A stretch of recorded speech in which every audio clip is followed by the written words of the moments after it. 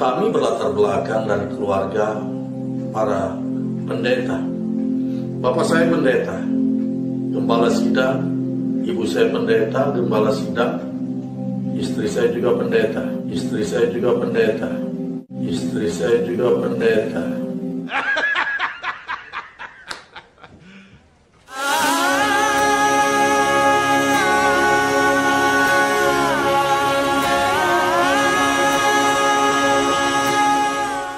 Halo semuanya, kali ini saya mau mengajak kalian semua untuk membongkar kebohongan-kebohongan dari penipu-penipu yang mensetting mualaf-mualaf palsu untuk menjatuhkan umat Kristen.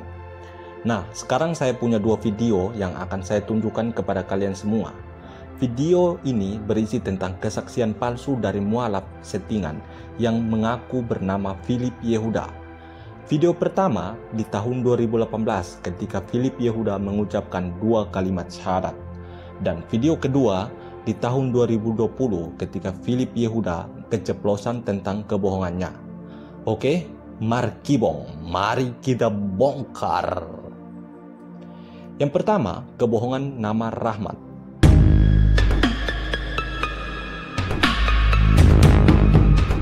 Bismillahirrahmanirrahim. Sesungguhnya agama di sisi Allah hanyalah Islam. Yang bertanda tangan di bawah ini saya.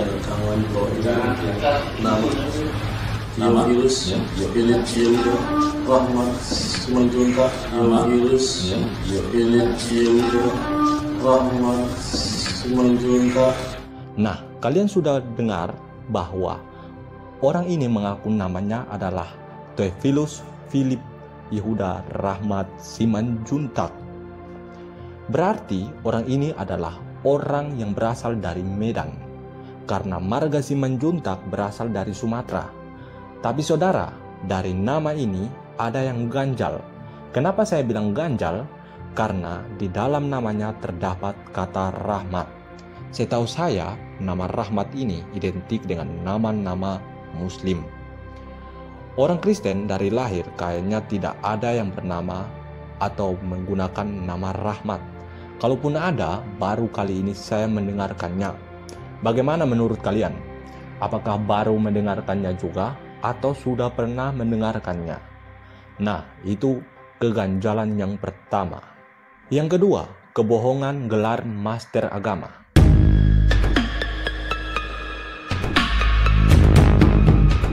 Theophilus Philip Yehuda Rahmat Simanjuntak, master agama. Nah, kita sama-sama telah mendengarkan Philip Yehuda ini mengatakan gelarnya master agama. Namun yang anehnya, channel para mualaf yang mengupload video ini menulis di dalam kolom deskripsi bahwa Philip Yehuda ini bergelar MA. Sedangkan kita tahu kalau singkatan gelar master agama adalah M.Ag, bukan MA. Kalau MA itu adalah singkatan dari Master of Art yang tidak ada hubungannya sama sekali dengan keilmuan kekristenan. Nah, kalian pasti berpikir, mungkin mereka salah menulisnya di kolom deskripsi. Itu bukan salah menulis, saudara. Saya mengatakan mereka tidak salah menulis karena saya punya bukti. Mari kita lihat video di tahun 2020. Saya bernama Philip Yehuda, Master of Art. Bagaimana?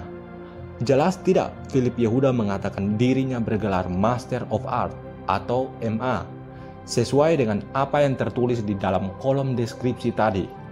Tapi, berbeda dengan ucapannya di tahun 2018, Philip Yehuda mengatakan ia bergelar Master Agama. Master agama, Master of Art, Master agama, Master of Art, Master agama, Master of Art. You serious? Ketiga, kebohongan gelar doktorandus.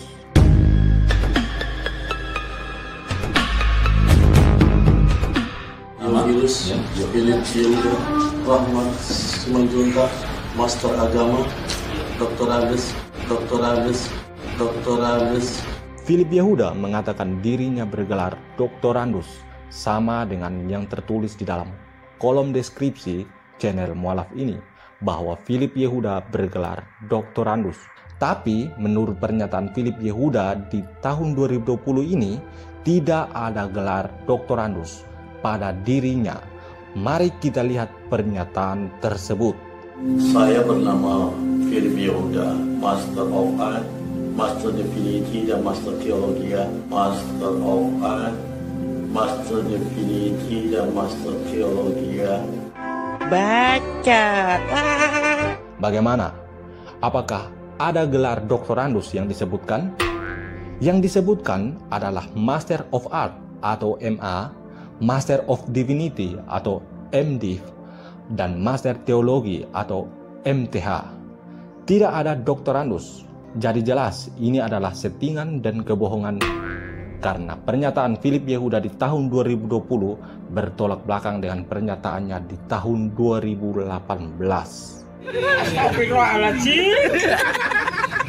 Yang keempat, kebohongan gelar pendeta.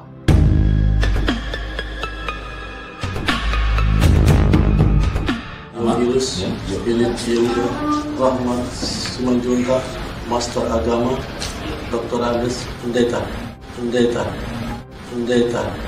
Philip Yehuda mengatakan dirinya bergelar pendeta, sama dengan yang dituliskan oleh channel mualaf di kolom deskripsi, bahwa Philip Yehuda bergelar pendeta. Nah, ini menunjukkan kebohongan dari Philip Yehuda dan muslim-muslim yang men-setting Philip Yehuda, karena jelas pendeta bukanlah gelar, melainkan pendeta adalah jabatan. Tetapi yang dibacakan oleh Philip Yehuda, dirinya bergelar pendeta. Kalau Philip Yehuda benar-benar seorang Kristen, maka dia pasti akan memprotes tulisan para ustadz itu. Tapi karena dirinya adalah settingan, dan memang karena dirinya juga tidak paham apa itu pendeta, maka Philip Yehuda pun dengan lugunya membaca bahwa dirinya bergelar pendeta. Lagi pula, Philip Yehuda mengatakan kalau dirinya memiliki 3 gelar, yaitu gelar Master of Art atau MA, Master of Divinity atau MDiv, dan Master Teologi atau MTH. 3 gelar ini sama-sama gelar master. Nah, bagaimana bisa dia memiliki 3 gelar master yang berbeda pula? Katakanlah S1 dia harus menempuh pendidikan selama 4 tahun. S2 dia harus menempuh pendidikan selama 2 tahun. Jadi, satu gelar dia membutuhkan waktu 6 tahun untuk menyelesaikannya. Nah, kalau 3 gelar, dia harus membutuhkan berapa tahun? Apakah itu tidak menunjukkan sebagai suatu kebohongan? Pikirkanlah saudara-saudara muslim, kalian sedang ditipu dengan settingan murahan ini. Ya, kalian sedang ditipu. Jadi jangan mudah untuk percaya hal-hal dan kebohongan yang murahan ini. Oke, kita lanjut. Yang kelima, kebohongan berasal dari Jogja.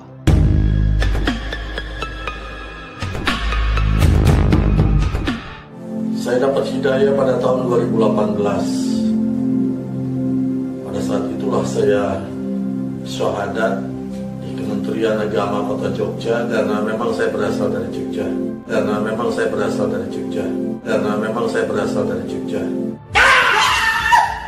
Philip Yehuda mengatakan dirinya berasal dari Jogja. Padahal jelas-jelas di tahun 2018, Philip Yehuda mengatakan namanya adalah Philip Yehuda Rahmat Simanjuntak. Nah, marganya adalah Simanjuntak. Saya, Anda, dan seantero dunia tahu kalau marga Simanjuntak itu berasal dari Medan, bukan dari Jogja. Nah, untuk memperkuat kebohongan tempat asal Philip Yehuda, maka saya akan tunjukkan video ini. Pertengahan tahun 2014 saya dipanggil kembali untuk dipindahkan ke Tobasa Mesir di daerah tempat saya sendiri.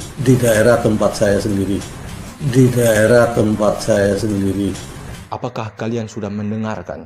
Di awal video, Philip Yehuda mengatakan dirinya berasal dari Jogja, tapi kemudian dirinya mengatakan lagi kalau dirinya berasal dari Toba, yang mana kita tahu toba itu adanya di Medan atau di Sumatera. Yang keenam, kebohongan istri Philip Yehuda adalah seorang pendeta.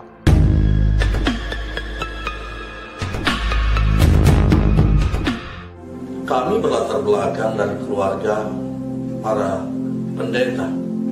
Bapak saya pendeta, gembala sidang, ibu saya pendeta, gembala sidang, istri saya juga pendeta, istri saya juga pendeta, istri saya juga pendeta. You serious? Philip Yehuda mengatakan bahwa dirinya berlatar belakang dari para pendeta. Bahkan istrinya juga berprofesi sebagai pendeta. Masa iya? Mualaf settingan ini mulai ngawur. Oke, mari kita simak video di tahun 2018 ketika istrinya dari Philip Yehuda menyatakan profesinya sebagai pendeta atau bukan. Simak video ini. Pekerjaan pengurus rumah tangga, pengurus rumah tangga, pengurus rumah tangga. Istri saya juga pendeta, Pengurus rumah tangga, istri saya juga pendeta, pengurus rumah tangga, istri saya juga pendeta, pengurus rumah tangga, istri saya juga pendeta, pengurus rumah tangga, istri saya juga pendeta, pengurus rumah tangga, istri saya juga pendeta, pengurus rumah tangga, istri saya juga pendeta. pengurus rumah tangga. Aduh, suami istri kok bertengkar seperti itu? Soal pekerjaan lagi bertengkarnya. Untuk Anda, ustadz-ustadz yang men-setting mualaf ini, saya sarankan kepada Anda untuk berhentilah men-setting seperti ini. Apa Anda tidak malu dengan kebohongan seperti ini yang sudah berkali-kali dibongkar oleh umat Kristen? Apakah kalian rasa malu kalian sudah tidak ada? Kenapa saya mengatakan ada peran ustadz di balik ini? Karena yang mensyahadatkan mualaf itu adalah ustadz, dan yang menulis surat untuk dibacakan oleh dua orang tersebut ada peran ustadz di dalamnya. Kalian sudah men-setting semuanya dengan baik, tapi sayang kebodohan kalian yang kalian terima. Karena kalian sendiri tidak mengontrol Philip Yehuda, sehingga di tahun 2020 ini Philip Yehuda keceplosan mengungkapkan kebohongan kalian sendiri. Oke, kita lanjut. Yang ketujuh, kebohongan lahir tahun 1921.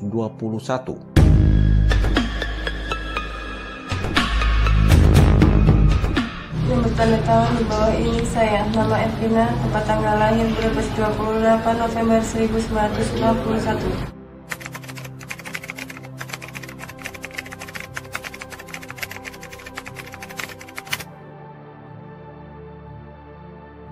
Yang bertanda tangan di bawah ini saya, nama Evina, tempat tanggal lahir Brebes 28 November 1991.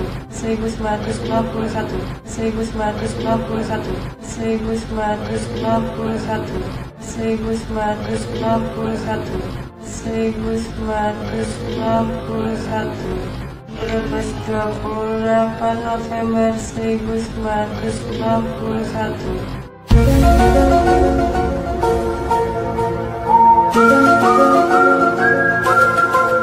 Nah, ini adalah kebohongan dan kebodohan lagi yang mereka setting. Di dalam surat tersebut ditulis istri dari Philip Yehuda lahir pada tahun 1921, dan itu dibacakan dengan lugu oleh istri dari Philip Yehuda tanpa ada bantahan. Ingat ya, tanpa ada bantahan. Anehnya lahir tahun 1921, tapi beliau masih terlihat muda. Bahkan Philip Yehuda terlihat lebih tua dari istrinya. Jadi bagaimana mungkin istrinya lahir tahun 1921? Pertanyaannya, siapakah orang-orang di balik penulisan surat tersebut yang dibacakan oleh istri Philip Yehuda? Apakah kalian mau berkata bahwa ini bukan settingan? Jelas-jelas dan nyata bahwa ini adalah settingan, karena masa lahir tahun 1921 tapi masuk mualafnya tahun 2018. hampir 100 tahun baru dia mau masuk mualaf. Oke, kita lanjut. Yang kedelapan, kebohongan dengar suara ngaji selama 6 bulan.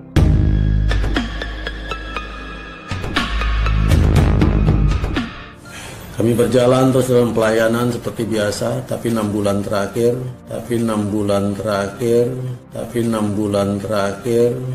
itulah hidayah Allah itu mulai datang. Setiap hari kami sering mendengar ada orang ngaji dan ayat-ayatnya tetap aja itu saja. Nah, kalian sudah mendengarkan alasan Philip Yehuda beserta keluarga masuk Islam karena di tahun 2018 mereka mendengarkan suara orang ngaji selama 6 bulan. Jadi, apakah benar mereka mendengarkan suara tersebut selama 6 bulan? Oke, mari kita bongkar. Nah, setiap kami praise and worship pujian penyembahan dari jam 2 sampai jam 5 subuh itu, pada saat kami sedang mengangkat pujian, selalu kami dengar ada suara orang itu melantunkan satu nats yang diambil dari surat Al-Ikhlas, di mana selalu kami dengar orang ngaji mengatakan Qul huwallahu ahad, Allahu somad. Itu sampai selesai. Dan itu terus menerus terjadi selama hampir 3 bulan.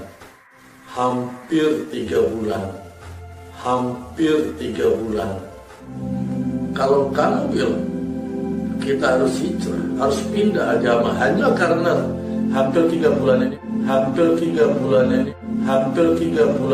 mendengarkan suara orang ngaji ini. Nah, kalian sudah dengar pernyataan Philip Yehuda di tahun 2020 ini. Ia mengatakan bahwa mereka mendengarkan suara ngaji selama hampir 3 bulan. Artinya tidak sampai 3 bulan. Bertolak belakang dengan pernyataan di tahun 2018 yang mengatakan mereka mendengarkan suara tersebut selama 6 bulan. Kelihatan kan bohongnya? Yang kesembilan, kebohongan sebagai ketua misionaris se-Asia.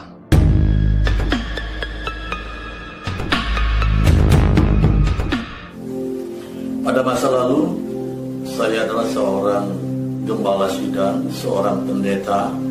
Saya ketua misi untuk kegerakan kristenisasi di Asia.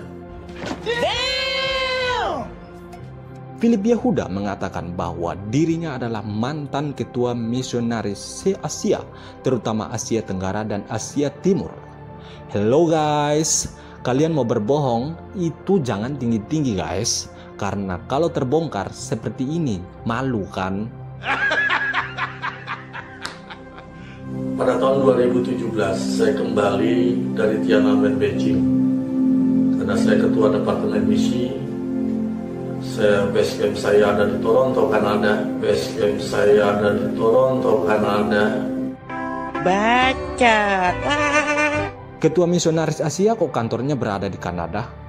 Kanada itu adanya di Amerika Utara, beda benua dengan Asia. Atau Anda mau mengatakan kalau Anda tidak memiliki cukup biaya untuk membangun sebuah kantor di Asia? Oke, kalau mau memberikan alasan, saya akan mendengarkan alasan Anda. Mana alasan Anda? Sebagai seorang gembala sidang, sebagai seorang pendeta, saya punya penghasilan yang boleh dikatakan cukup baik, cukup luar biasa, sehingga kalau menjadi orang Muslim, saya sendiri nggak tahu mau jadi apa nantinya. Berbohong kok nanggung-nanggung sih Pak D. Oke, lanjut. Bahkan untuk kebutuhan makan sehari-hari pun di dalam denominasi kami itu dari pagi sampai malam itu sudah dibagi. Setiap keluarga lepas keluarga jatah pagi untuk mencukupi, mengirim catering untuk kecukupan makan pendeta itu sudah ada. Lah, ketua misionaris kok makannya di catering oleh jemaat sih? Aduh, parah nih. Pada tahun 2014, waktu itu saya masih ada di Mantri Jeron ini. Saya ngontrak. Waduh, ini lagi nih. Ketua misionaris kok tinggalnya di kontrakan. Mualaf settingan supaya Anda tahu ya. Penjaga sekolah saja memiliki mes untuk ditempati. Masa Anda ketua misionaris kok tinggalnya di kontrakan? Pertengahan tahun 2014 saya dipanggil kembali untuk dipindahkan ke Pobasa Mesir di daerah tempat saya sendiri. Aduh, ini lagi. Ketua misionaris kok dipanggil atau lebih tepatnya diperintah untuk melayani di Toba, Sumatera? Bukankah Anda yang harus memerintah bawahan Anda? Kok malah Anda yang diperintah untuk melayani di Toba, Sumatera? Aduh, beginilah mualaf-mualaf abal-abal, mualaf settingan. Ngomongnya tidak mikir dampaknya seperti apa akan terjadi. Asal ceplas-ceplos mengikuti orang-orang yang mensenting mereka. Ustadz, supaya Anda tahu ya, janganlah membuat sensasi seperti ini karena tidak ada nilainya. Oke, kita lanjut. Yang ke-10, kebohongan diusir keluarga.